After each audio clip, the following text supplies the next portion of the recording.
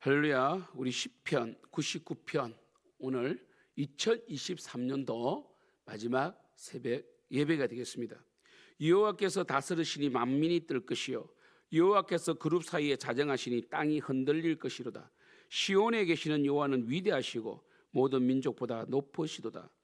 주의 크고 두려운 이름을 찬송할지니 그는 거룩하심이로다. 능력 있는 왕은 정의를 사랑하느니라. 주께서 공의를 견고하게 세우시고 주께서 야곱에게 정의와 공의를 행하시나이다. 너희는 여호와 우리 하나님을 높여 그의 발등상 앞에서 경배할지어다. 그는 거룩하시도다. 그의 제사장들 중에는 모세와 아론이 있고 그의 이름을 부르는 자들 중에는 사무엘이 있도다. 그들이 여호와께 간구하며 응답하셨도다. 여호와께서 구름 기둥 가운데서 그들에게 말씀하시니 그들은 그가 그들에게 주신 정거와 율례를 지켰도다. 여호와 우리 하나님이여 주께서는 그들에게 응답하셨고 그들의 행한 대로 갚기는 하셨으나 그들을 용서하신 하나님이시니이다. 너희는 여호와 우리 하나님을 높이고 그 성산에서 예배할지어다. 여호와 우리 하나님은 거룩하심이로다. 아멘. 여러분 99편은 쭉 우리가 한 절 한 절 보시면요, 참 시편은 1절 말씀처럼 여호와께서 다스리신다 이런 표현을 많이 사용하고 있거든요. 이렇게 여호와께서 다스리신다는 표현을 사용하는 이유는 그만큼 우리는 이 땅을 살아가면서 하나님의 통치를 인식하지 못하기 때문입니다. 그러니까 하나님 우리를 다스리시고 이 전 세계 우주 만물을 통치하시는데 그걸 우리 믿는 자는 믿음을 가지고 하나님이 하시는 그 일을 깨닫고 또 기도로 동참하고 또 우리 인생 가운데 행하시는 하나님의 귀한 일을 기대해야 되는데, 우리는 정말 이 2023년도를 되돌아볼 때 얼마나 하나님께 의존했고 하나님께 쓰임 받았는지, 정말 우리는 마치 일주일에 교회 한 번 오는 것으로 주일 예배 한 번 드리는 것으로 만족하고 전혀 하나님을 위하여 살지 않았던 것은 아닌지 우리는 되돌아볼 수 있어야 되는 것입니다.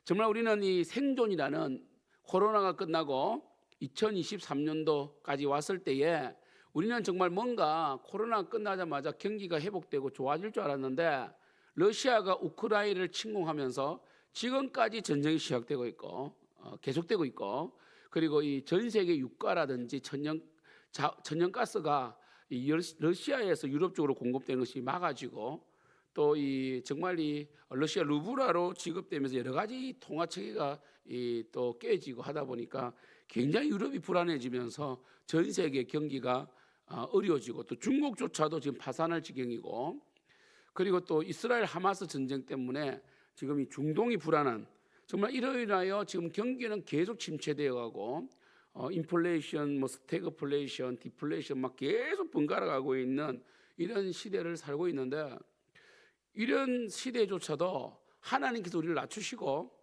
또 한국 기독교를 낮추시고 정말 하나님의 그 뜻 가운데 다시 한 번 더 우리가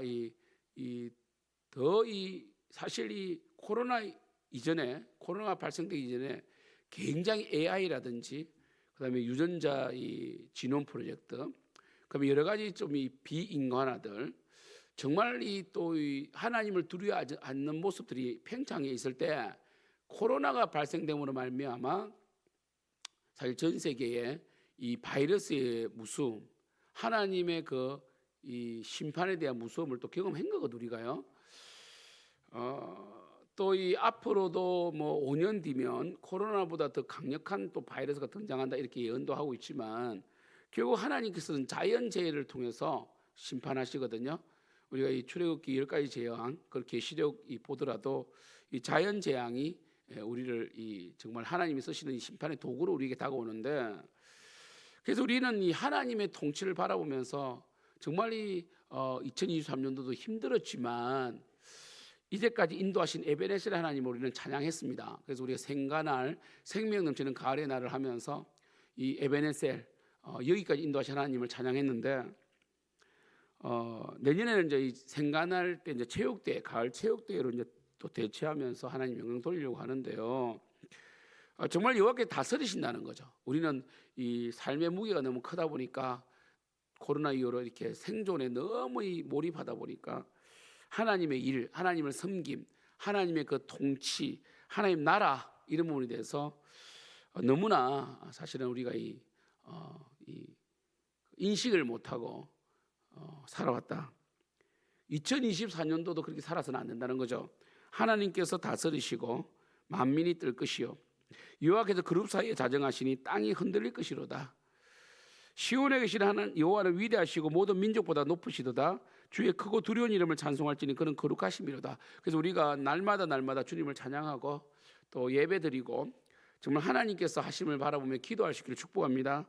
우리 2024년도 표가 더욱 말씀과 기도로입니다. 그래서 우리는 더욱더 말씀과 기도로 나아가게 하시고, 사실 능력 있는 왕은 정의를 사랑하시느니라. 하나님은 정의를 사랑하시죠. 우리 교회가 정의와 공의가, 주께서 공의를 견고하게 세우시고 주께서 야곱에게 정의와 공의를 행하시나이다. 하나님은 정말 영혼을 사랑하십니다. 하나님의 형상을 닮은 영혼을 사랑하셔서 악인조차도 그 악은 미워하되 사람은 회복되기를 원하시는, 악인도 회개하기를 원하시는, 교회에서는 정말 어떤 인간적인 능력에 따라서 차별받는 곳이 되면 안 되고요. 정말 영혼 그 자체가 사랑받는 곳이 되어야 된다.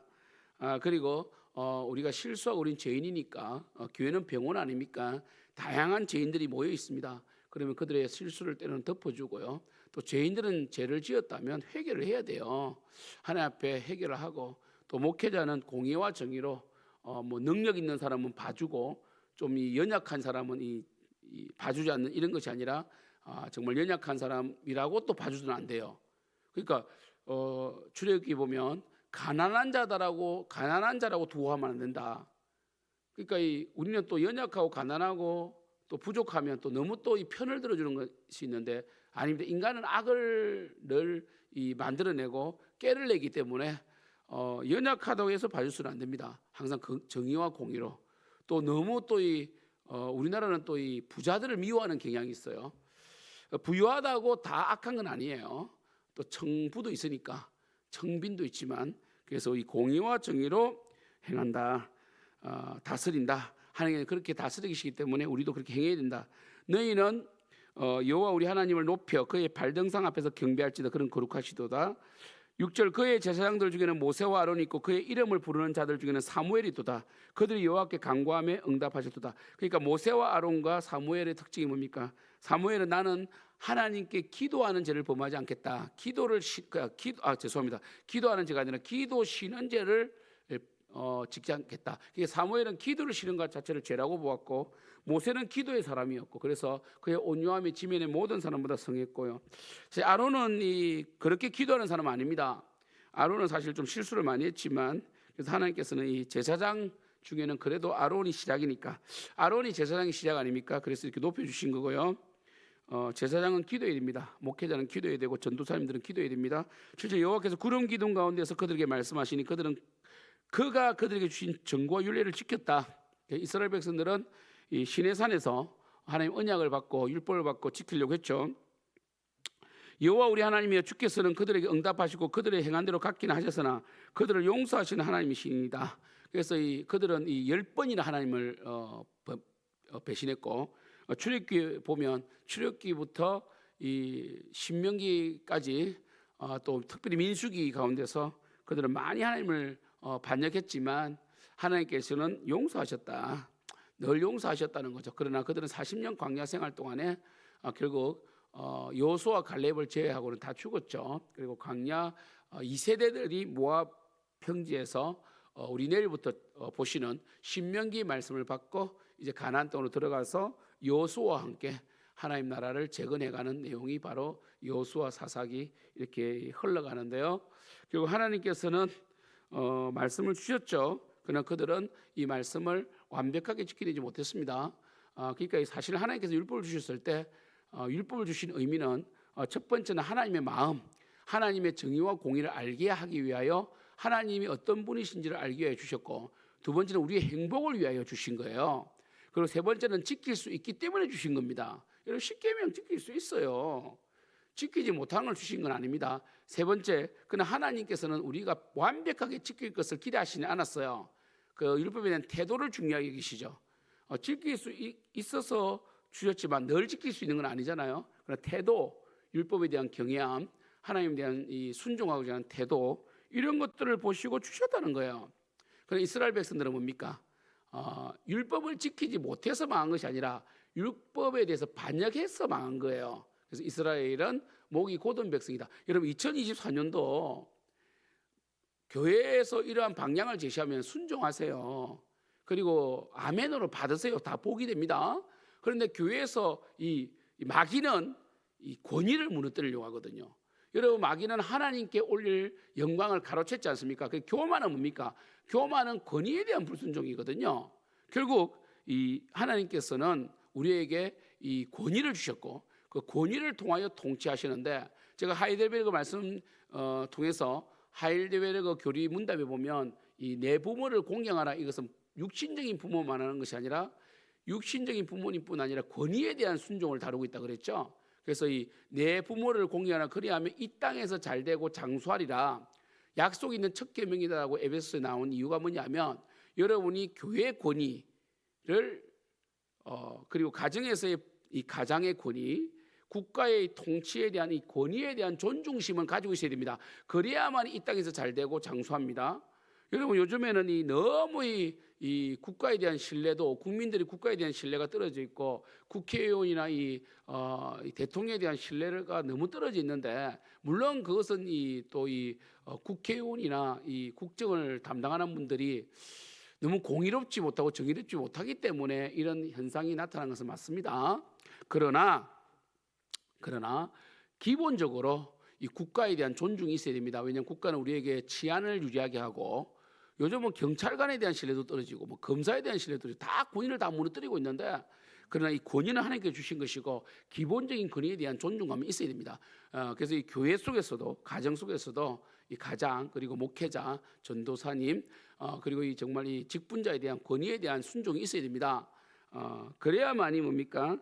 이 하나님께서 이 태도를 보시고, 율법에 대한 태도가 권위에 대한 태도거든요.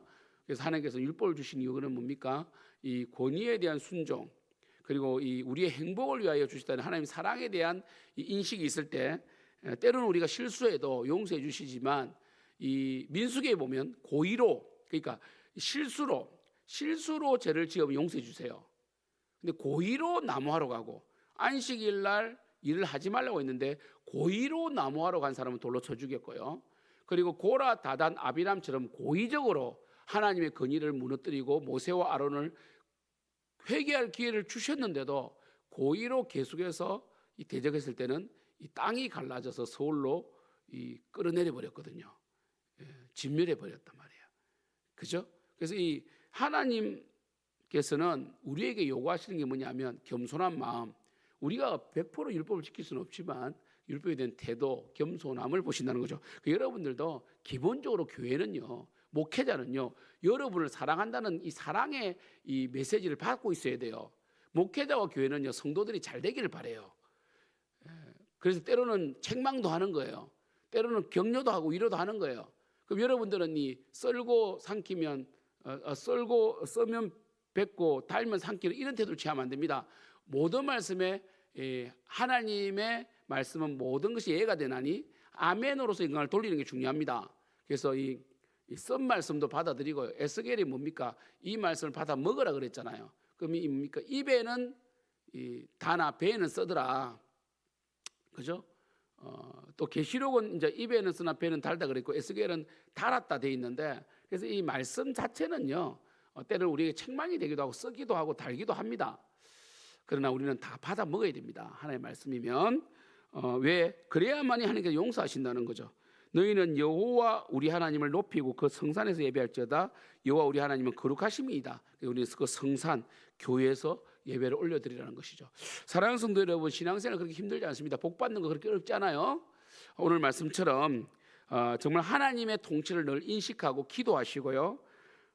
정말 하나님께서 하시는 일을 늘 바라보면서 쓰임 받으셔야 되고, 그리고 특별히 성경은 우리가 이 율법을 대하는 태도, 하나님의 권위에 대한 태도를 말씀하고 있는데, 늘 하나님에 대한 이 말씀, 율법, 그리고 권위에 대해서 늘 순종하고 바른 이 인식, 이 바른 이 뭡니까? 이 선한 마음으로 바라볼 때 하나님께서는 우리의 허물도 때로는 덮어주시고 용서하신다. 그러나 여러분이 목이 곧아서 교만하고 계속해서 여러분 의를 드러내고 이렇게 하면 목이 곧은 백성이 되면 2024년도 복이 없어요.